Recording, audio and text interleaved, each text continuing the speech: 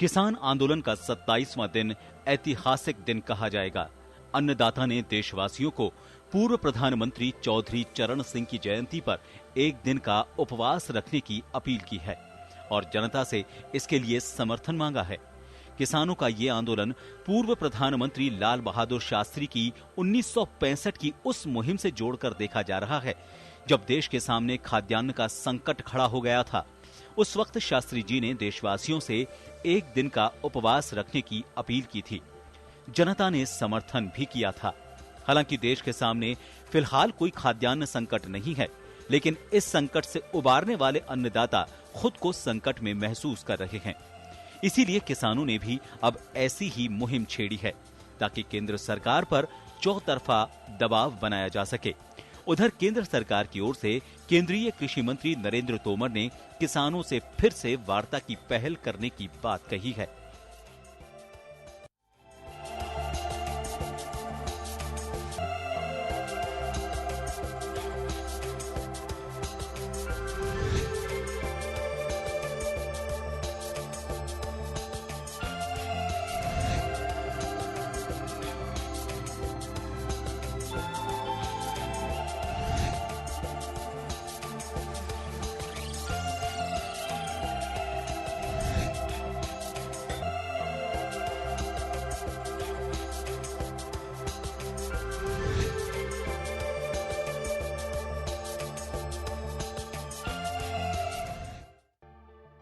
देश के किसान ठिठुराती ठंड के बीच सड़क पर आंदोलन कर रहे हैं।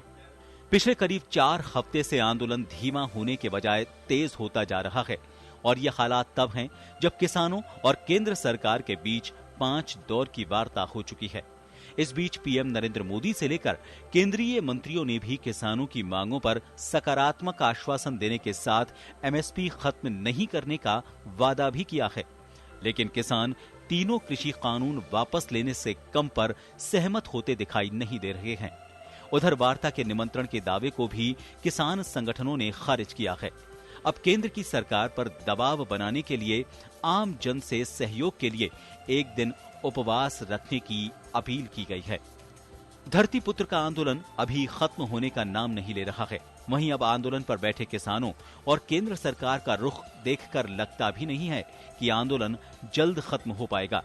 किसान कृषि कानून वापसी की मांग पर अड़े हैं तो केंद्र सरकार इसमें अभी भी गली तलाश रही है। अब देखना होगा कि आखिर अन्नदाता का आंदोलन कब और कैसे खत्म होगा। ब्यूरो रिपोर्ट, जन टीवी।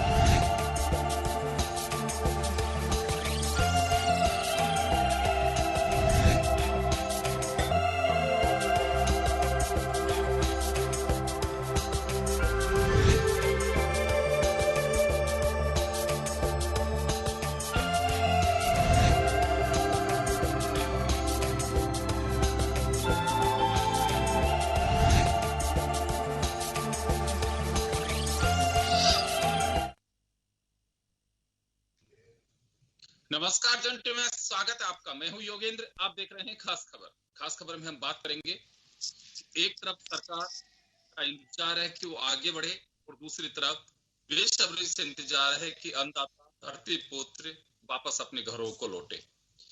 रास्ता निकलना चाहिए और लेकिन आंदोलन और आगे बढ़ता जा रहा है।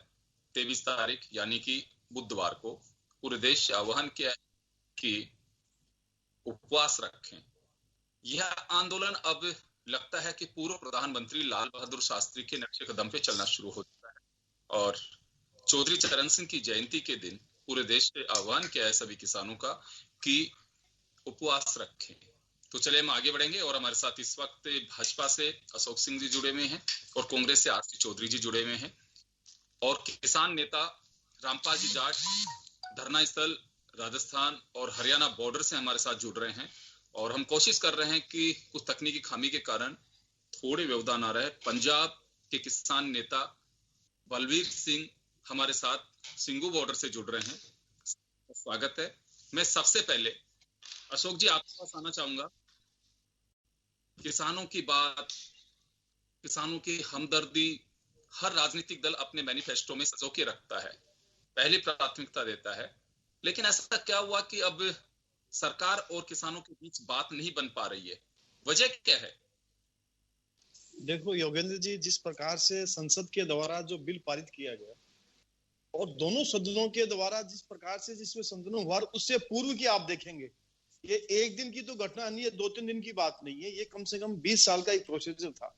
कई इसमें रिकमेंडेशन आई है, कई कमेटियां बनी है, उसके बाद में वहां कई मुख्यमंत्री है और वहां कृषि मंत्री है, उनके सुझाव दिए गए, कृषि विशेषज्ञों के सुझाव दिए गए और किसान संगठन है उनके सबके सुझाव देकर के ये बिल को बनाया गया है। और किसानों के लिए हम तो शुरू से ही कह रहे हैं, जिस प्रकार से एमएसपी को हमने जिस प्रकार से हर साल के आप 6 साल के कार्यकाल में देखेंगे, चाहे तिलहन हो, चाहे दलहन हो, चाहे मोटा अनाज हो, उस समय हमने वृद्धि की है।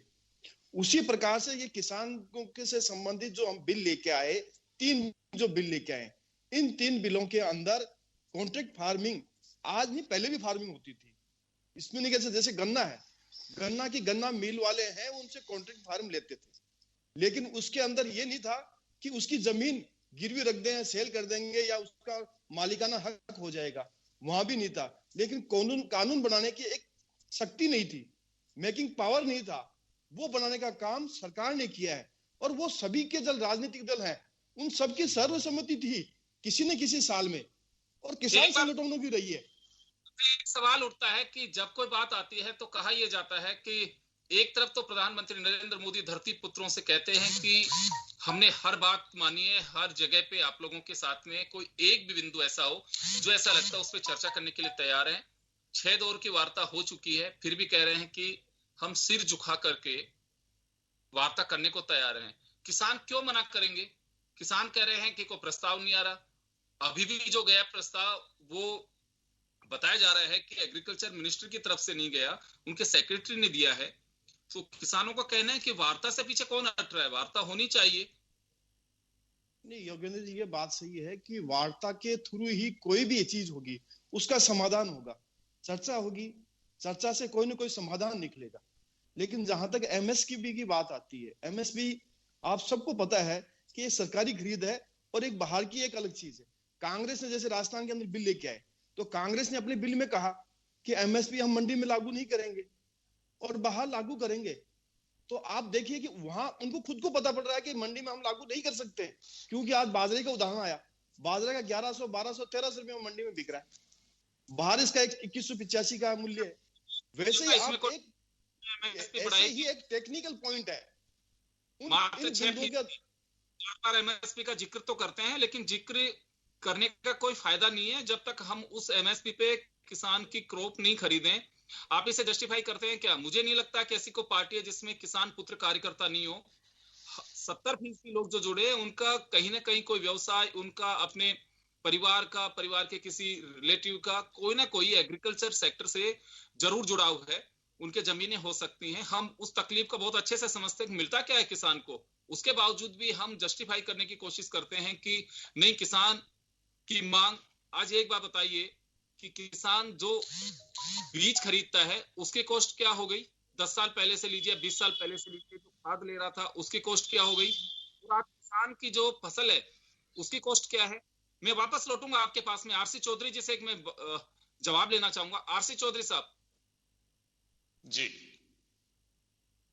जी योगेंद्र जी, हेलो।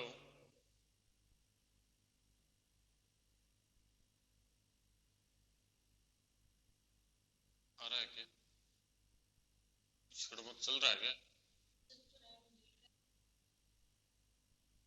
जी, क्या सवाल नहीं सुन पाया था मैं योगेंद्र जी का? योगेंद्र जी, सबसे पहले तो मैं 27 दिनों से ही ये आंदोलन नहीं, ये आंदोलन चल रहा है जब ये 3 काले कानून अध्यादेश के माध्यम से लाए गए थे। देश के अलग अलग कोने पे, अलग अलग राज्यों के अंदर जब किसान आंदोलित थे, लेकिन दुर्भाग्य से इस देश के संज्ञान के अंदर, देश के मीडिया के संज्ञान के अंदर ये 27 दिन पहले आया जब दिल्ली की सरहदों पे किसानों ने मोर्चा डाला। इस आंदोलन के तहत जिन 41 किसानों ने शहादत दी है, मैं उन किसानों को नमन करता हूं।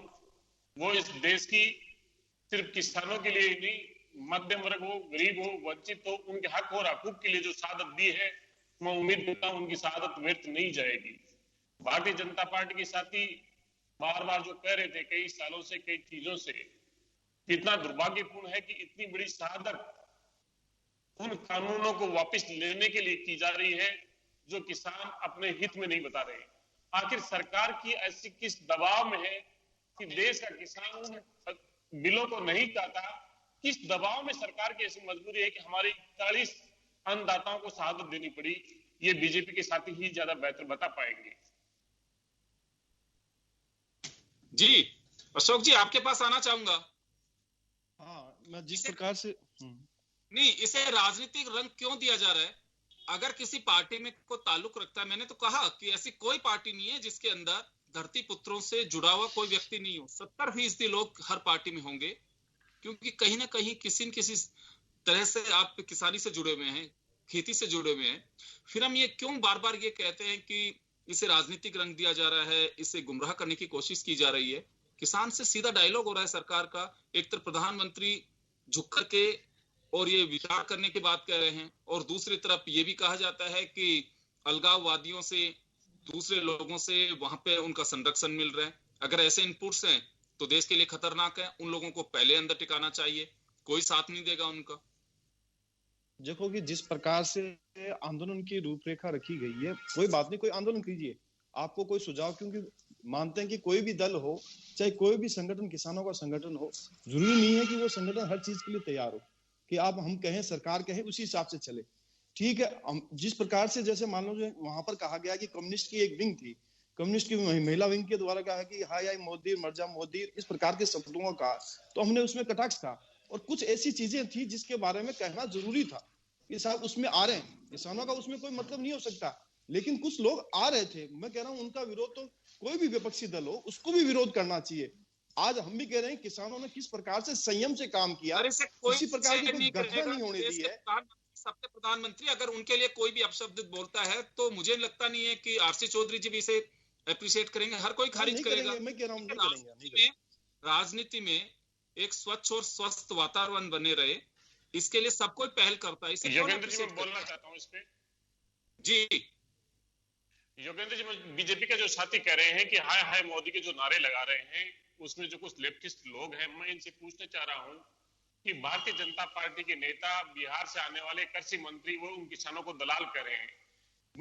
हरियाणा के मुख्यमंत्री उन्हें खालिस्तानी कह रहे हैं। भारतीय जनता पार्टी के और बहुत से बेहतरीन नेता उन्हें कह रहे हैं कि ऐसे सूट बूट वाले लोग किसान नहीं हो सकते। क्या ये खालिस्तानी भारतीय जनता पार्टी के विधायक जो हरियाणा से आते हैं वो इन्हें आतंकवादी कहते हैं? क्या ये इनके अल्फाजों पे माफी मांगेंगे? मोदी को हाय हाय कहना कौन सा गुनाह है? अगर नहीं, मोदी मर जा मोदी, आप उसको जस्टिफाई कर रहे हो? नहीं, के अंदर ये बिल लाया जाता है तो क्या ये अपने नेताओं के जो बयान है किसानों के आंदोलन के लिए, इस आरसी चौधरी जी, अशोक जी, मैं वापस लौट रहा हूं आपके आप लोगों के पास में। छोटे से ब्रेक के लिए रुकेंगे, ब्रेक के बाद हम जल्द लौटेंगे। बने रहिए आप जन टीवी के साथ।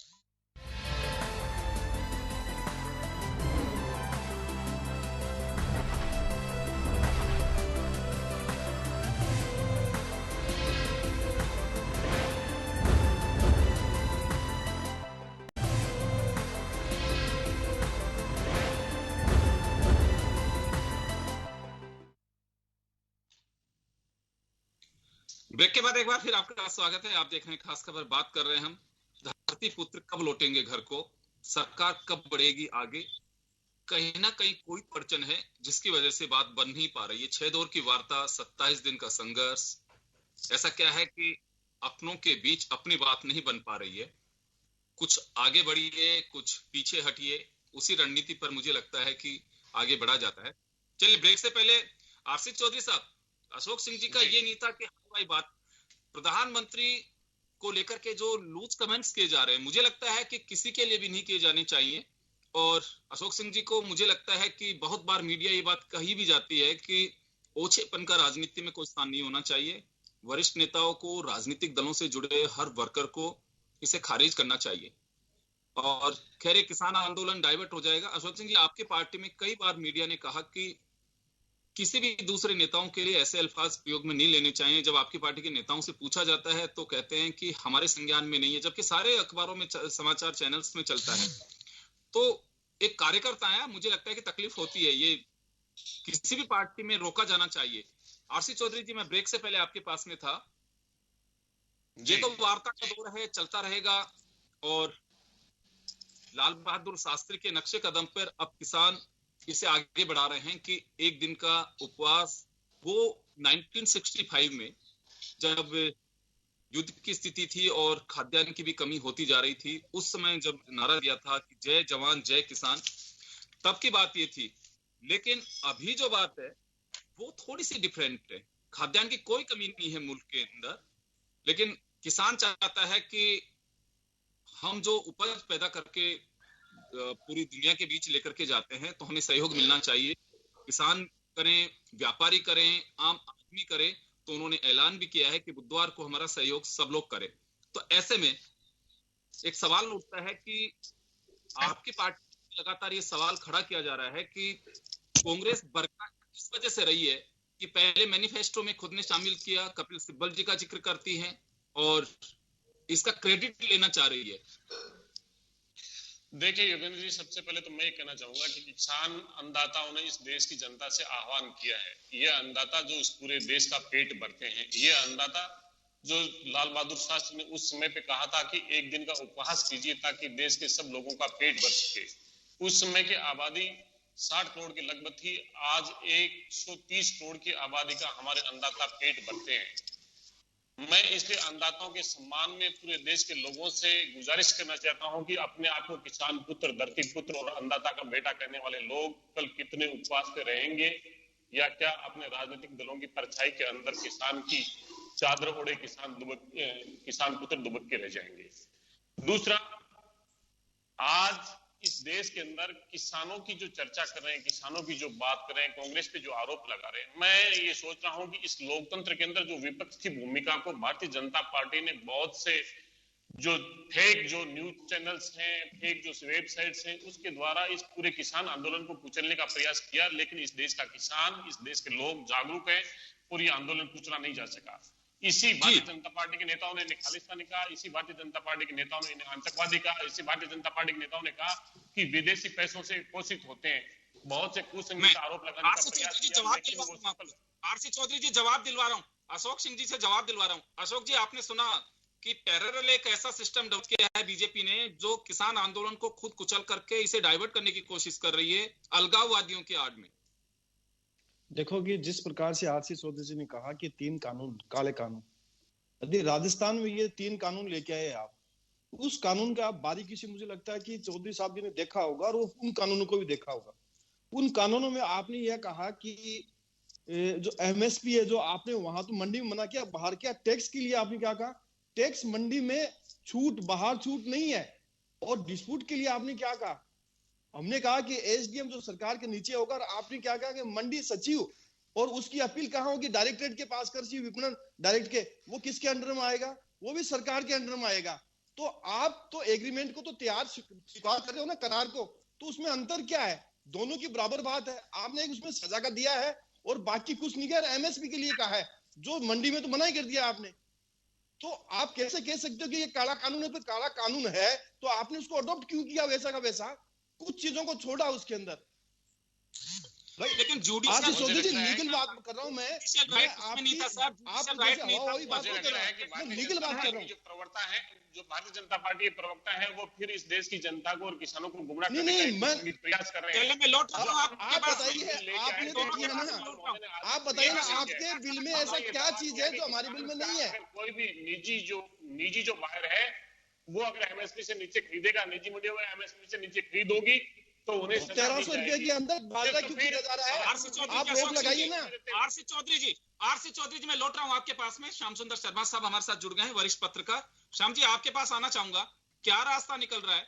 उम्मीद है कि सरकार 2 कदम आगे बढ़ेगी और अन्नदाता धरती पुत्र थोड़ा सा अगर कहीं पे कंप्रोमाइज करेंगे तो मुझे लगता है आंदोलन खत्म होना चाहिए। अब चौराहे की चर्चा है, आम आदमी के बीच तकलीफ है कि ये आंदोलन खत्म होना चाहिए। एक तरफ तो कड़ाके की ठंड और धरती पुत्र अगर सड़क पे बैठे हुए हैं, किस विषम परिस्थितियों के अंदर वो जूझ रहे हैं, तो मुझे लगता है कि अपने देश की अपनी सरकार से अपने लोग अपना अधिकार मांग रहे हैं, वो उनकी भाषा के अनुसार। सरकार कह रही है कि अन्नदाता को हम आगे बढ़ाना चाहते हैं, जो कुछ लोगों से बर्दाश्त नहीं हो रहा।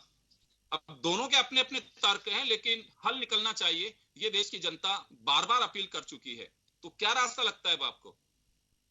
देखिए योगेंद्र जी, जिस प्रकार से 27 दिन लगातार किसान आंदोलन करने पर लगे हुए हैं, लेकिन भाजपा और एनडीए की सरकार कोशिश कर रही है किसी तरीके से उनकी बात मान ली जाए। अब दोनों के बीच में है विचित्र। लेकिन देखिएगा, इन्होंने एक कार्यक्रम और घोषित किया है। अटल बिहारी वाजपेयी की जयंती होगी 25 दिसंबर को, तो प्रधानमंत्री के साथ किसानों के साथ बातचीत करने की बात भी हो रही है। तो एक तरफ ये कह रहे हैं कि हम किसानों से बातचीत करना चाहते हैं, और किसानों से बातचीत करने के लिए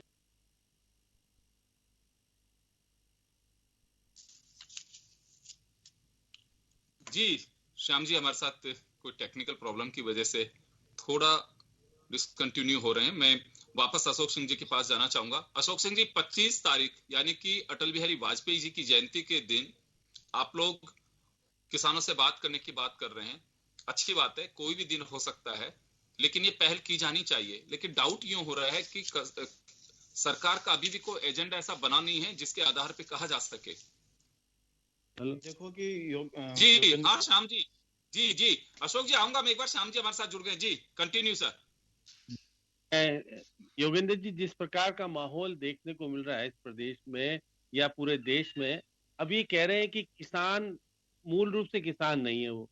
अब आप चाहे भले आप ये मान के चलिएगा कि आपके समर्थित किसान नहीं है, किसान तो है। अब आप देखिएगा जिस प्रकार से किसान जिस तादाद में आपके सामने दिल्ली के मार्ग पर बैठा है, जो हरियाणा की तरफ से आ रहा है, राजस्थान की तरफ से आ रहा है, यूपी की तरफ से आ रहा है, चारों तरफ से किसान है मौजूद, और 6 बार बातचीत हो चुकी। अब आप कोई चीज करना नहीं चाहते, आप एमएसपी को केवल लिखित में देना चाहते हैं, आप कानूनी दर्जा दे दीजिएगा। ये बात भी सही है कि राजस्थान सरकार ने भी उसको कानूनी दर्जा नहीं दिया, लेकिन उन्होंने ये जरूर शर्त रखी कि जो एमएसपी पर अगर अनुबंध वाला नहीं खरीदेगा तो उसको जेल और सजा का प्रावधान है। सजा का प्रावधान किया उसने। और लेकिन मंडी के बाहर वो एमएसपी पे खरीद होगी नहीं, कोई केवल ये अनुबंध वाले के ऊपर किया है।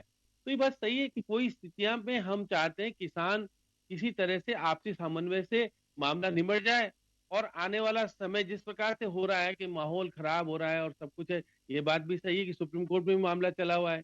सुप्रीम कोर्ट भी कह रहा है कि किसान आंदोलन तो कर रहा है, उसको अधिकार है। ये पहला आंदोलन ऐसा है जिसमें कि आप देखिएगा कि उपद्रव नहीं हो रहा, आपकी बाकी चीजें नहीं हो रही। तो ये एक अलग तरह का आंदोलन है जिससे कि जन आंदोलन का रूप दे रखे हैं।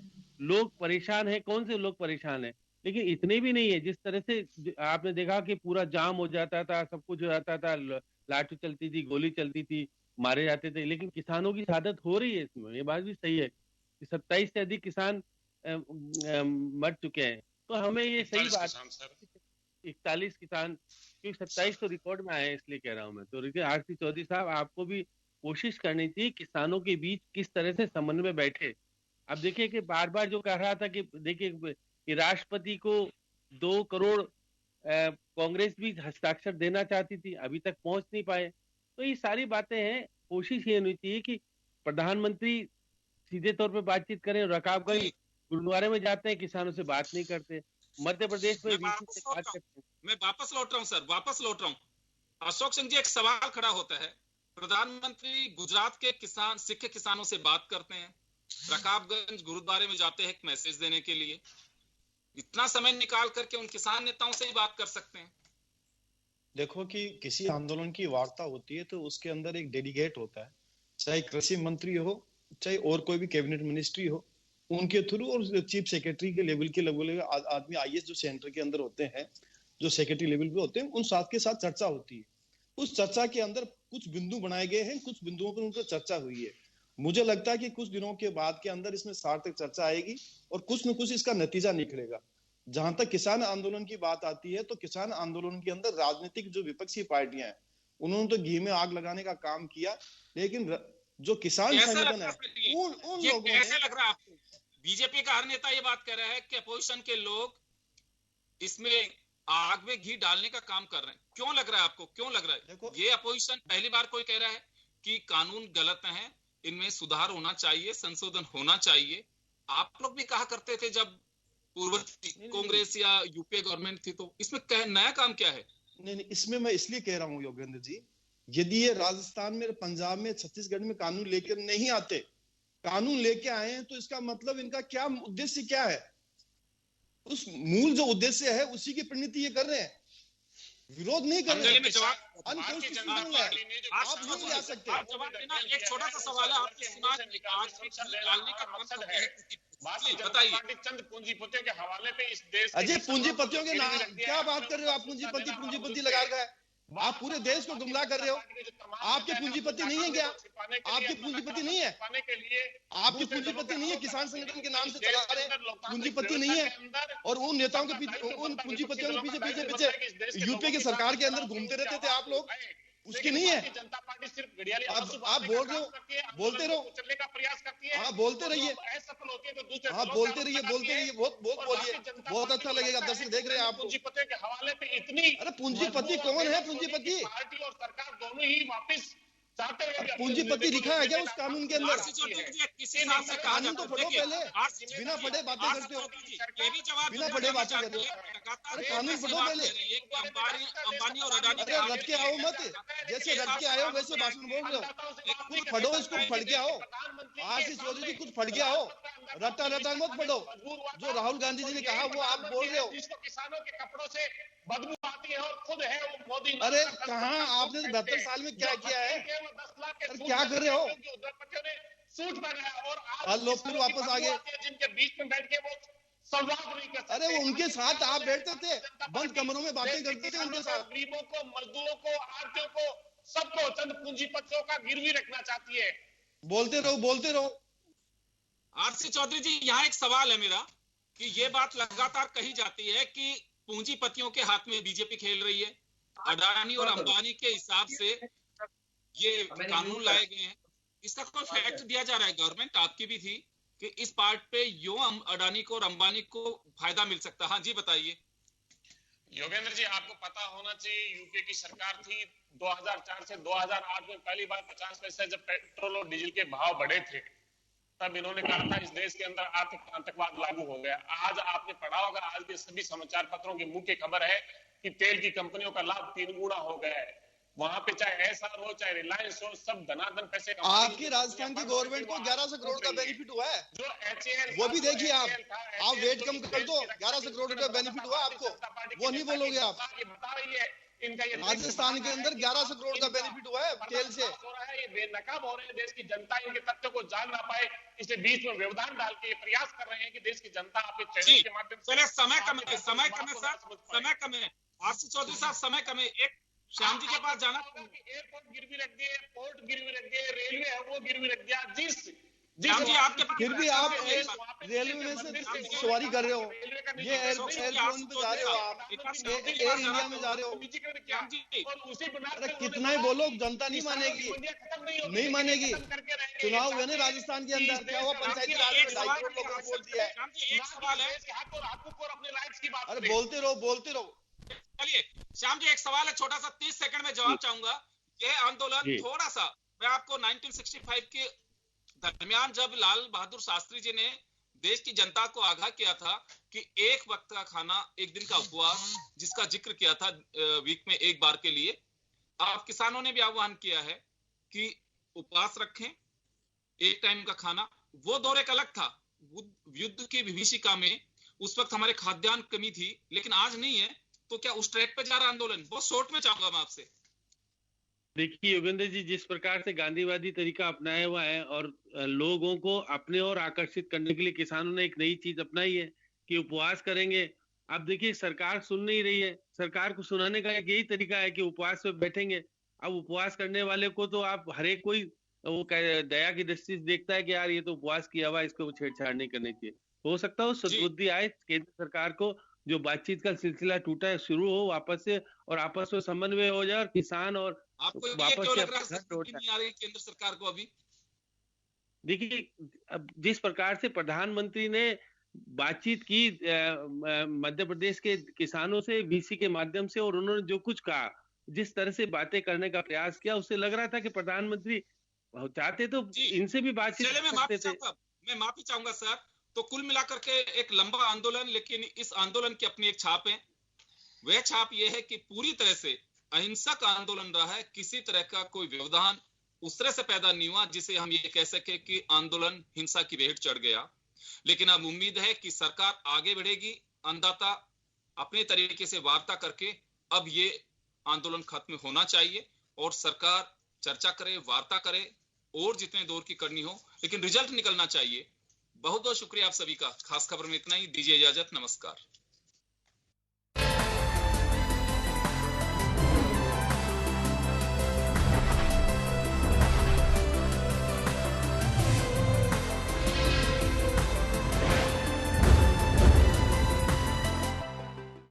जन टीवी की लेटेस्ट अपडेट पाने के लिए हमारे चैनल को जरूर सब्सक्राइब करें और नोटिफिकेशन पाने के लिए बेल आइकॉन दबाएं।